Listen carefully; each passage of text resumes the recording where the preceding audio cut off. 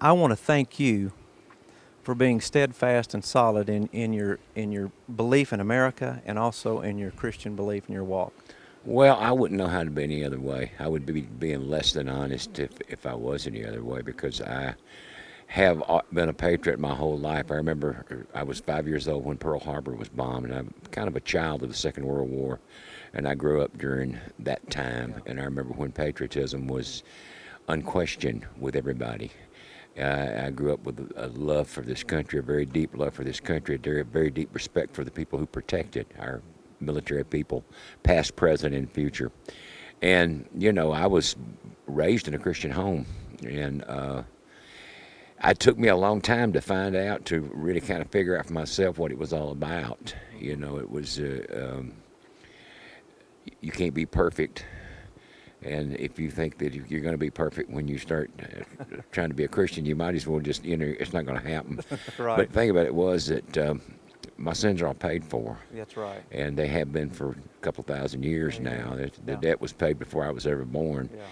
And, that's the hard thing to believe. If you had to hang upside down by your heels for an hour or crawl across broken glass or something, a lot of people would say, well, I can do that. Uh-huh.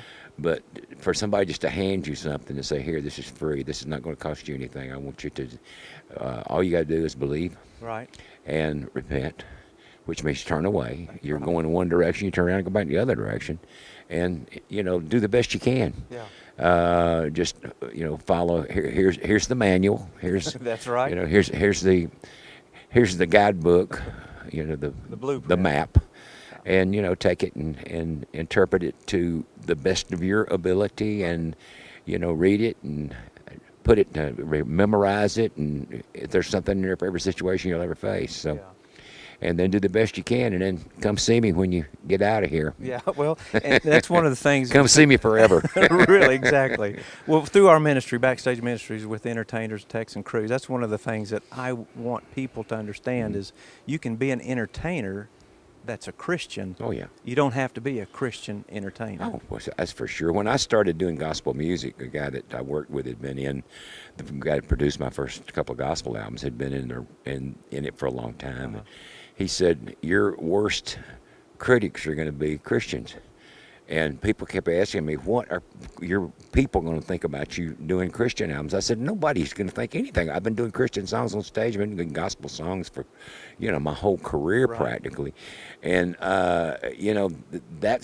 there's a kind of a misconception among people that when you say entertainer or musician that that Christian don't fit along. Right. I'm a Christian first and entertainer second. That's right. Well, I'm a lot of things before a musician, but I'm a Christian first, and I try to.